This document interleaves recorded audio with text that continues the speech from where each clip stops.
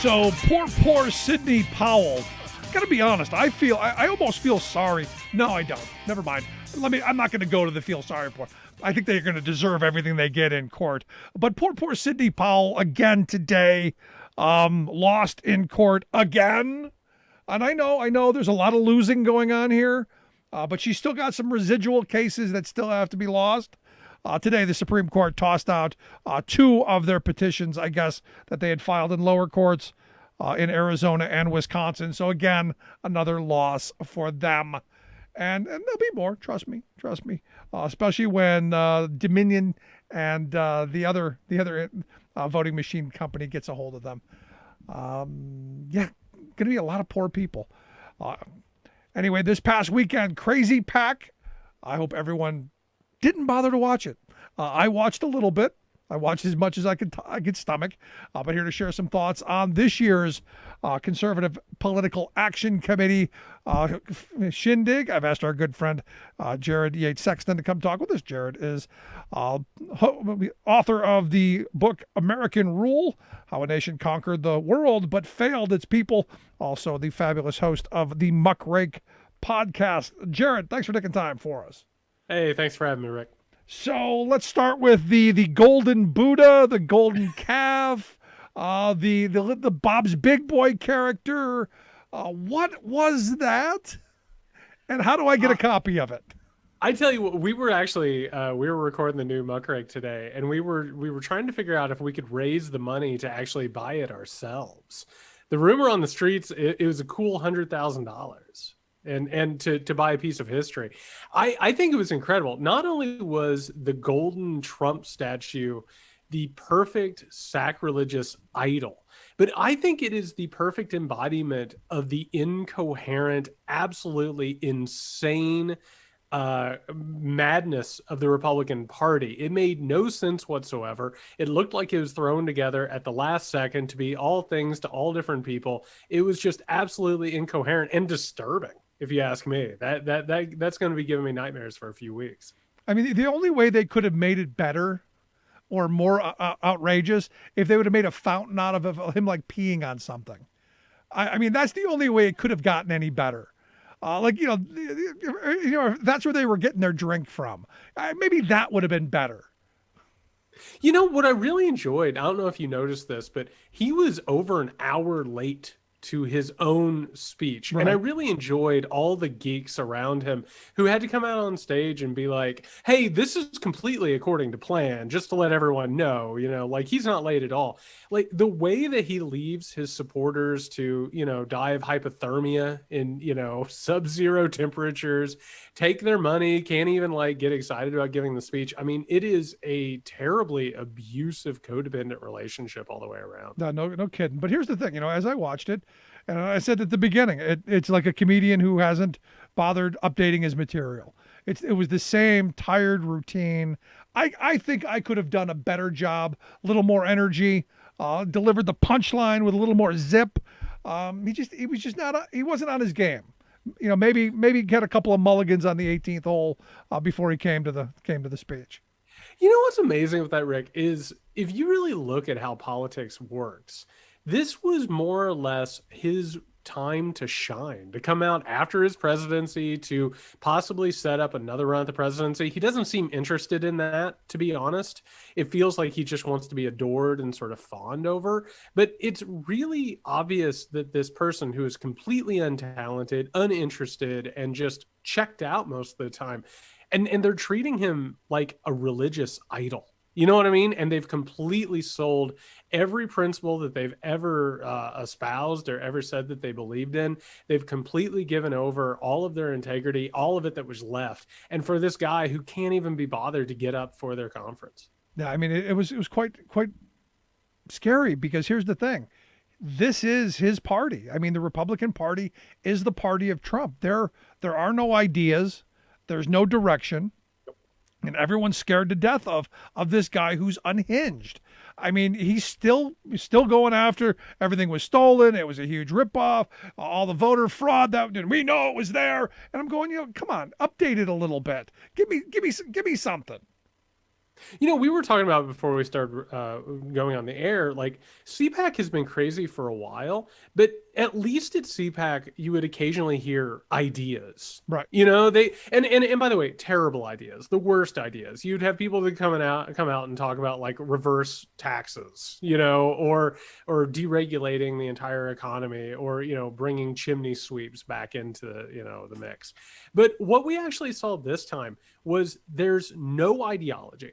There's actually literally no platform. There are no ideas beyond wealthy, rich, influential people wondering why they don't get more likes on Instagram and Twitter.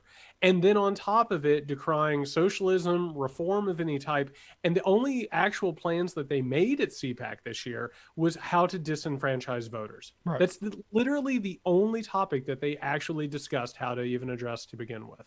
And the other successful thing they did, they brought an old Nazi symbol back to create their stage. I mean, and by the way, it wasn't just any Nazi symbol. Like that was a deep cut. Like somebody had to really go back. I actually did a little bit of research on that particular Nazi rune. By the way, don't you love it when you get to talk about Nazi runes based on political conferences? That is the Odal, Rick, and it stands for heritage, which I'm sure made everybody at the CPAC conference feel really good about. So, you know, somebody got their pay for that. Somebody earned their money. Now I had a couple of people say, "Oh, come on, you're reaching." You know, they didn't mean that. And look, I put out a tweet yesterday or the other day, and I said, "Look, you know what? I think I'm going to give a pass on this." Because they don't know their history. I'm sure that they didn't know exactly what they were putting out there for the people who are the white supremacists. I'm sure they didn't know any better. Cut them some slack. I tell you what, with Steve Bannon sliming his way behind the scenes, I mean that's his gig. Yeah. That's what he loves. I mean, like if you get Bannon on a good night after a bender, I mean he's going to talk about Nazi runes all night long. This esoteric garbage is all they're obsessed with, and they're all about this symbology and symbolism, which is important, particularly when you have a conference that is based around a golden sacrilegious idol of a failed president. But yeah, this whole thing, there were a lot of, let's just say, quote unquote coincidences to it. But you know, those have always been there. They've always been under the surface.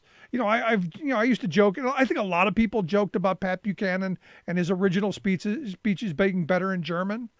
I mean, that's how far we're going back in this. But now they're just here we are. I've always been a fan of these old stories about when William F. Buckley would get one too many gin and tonics in him, and he would just start letting the slurs and, you know, anti-Semitic conspiracy theories fly. That used to be reserved for the hotel bar after the conference, right. You know, and now they're pulling out chairs and stools and just letting it go free and everywhere. But you have to point out, these were the luminaries of the Republican Party. These were the leaders of the Republican Party. And not only did they come out and just speak in absolute gibberish and advocate for disenfranchising voters, they peddled one big lie and conspiracy theory after another. They have totally embraced Trumpism, and they have totally embraced QAnonism. There is no daylight whatsoever between the Republican Party and that conspiratorial fascistic nonsense. But the scary thing about it is they're well funded. Yep. They've got tons of media outlets who have huge followings, yep. and the left doesn't. The left hasn't figured out how to compete, you know, because I had an interesting discussion with Joe Walsh, the Tea Party former congressman from Illinois, and we agree we can't go back to the fairness doctrine. We can't. It's just the left's going to have to figure out how to compete. We have to figure out how to compete in those spaces for the sane hearts and minds, if there are any left. And look, I think we're at a moment where there are some people looking at the Republican Party going, you know. But the left's got to stop being crazy too. Well, I would say first and foremost, I think the left has to point out what this is. They have to stop treating this like it's politics as usual, or that it's been politics as usual for decades. I mean, the Republican Party has been a puppet of the wealthy and the powerful of this country for decades. And, you know, we're sitting here talking about the fact that there weren't any panels or discussions of policy or actual movement or principles. That was up in the penthouse. That was up a couple of flights because that's where the real power and the influence was actually happening. Ted Cruz and Howley and Trump, all these people are sideshow spectacles. And the left has to point that out. They can't participate in this nonsense anymore. And they need to point out that this is an actual dangerous thing that is happening and that these people are being used as a front for people who are hollowing out the country and selling it off for spare parts. No, you're absolutely right. And it's the political theater that was that whole show. And I got to watch some of it. And I watched Ted Cruz do his little song and dance and attacking AOC. And I'm going, I'm sorry. I'm sorry. Explain why you, the guy who fled the country, while your constituents were freezing to death, why you're attacking the person who was actually trying to help you. Explain that, because I'm struggling. Well, I just want to point out that when they did the CPAC straw poll, Ted Cruz was fifth. Yeah. He was still gaining a large amount of votes and support for President of the United States of America after he abandoned his constituents to die in their homes and go look for food in dumpsters. The whole point, though, is it's a matter of, quote unquote, triggering the libs. It's whoever upsets the left. Like, if you actually look at that CPAC straw poll, of course, Trump is at the top, but there's DeSantis, who sacrificed his entire state to the coronavirus and didn't even bother to help anyone. I mean, they really have no other principles beyond the pursuit of power and upsetting their enemies or oppressing their enemies. That's all they care about at this point. No, it's absolutely crazy. And this is where I'm hoping Joe Biden keeps us on this sane path that we're on. Because I'll be honest, I listened to Donald Trump speak, was actually looking forward to it in some weird kind of sadistic way. Because I thought there'd be new material. I thought he'd put a little effort into it, like you said.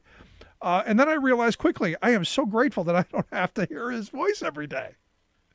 I tell you what, it is really, really odd because every time Trump comes back or there's some sort of statement that leaks, I am just so shocked at how my body is just recoiling from it. And, remembering this past trauma of having to listen to this lying buffoon for years.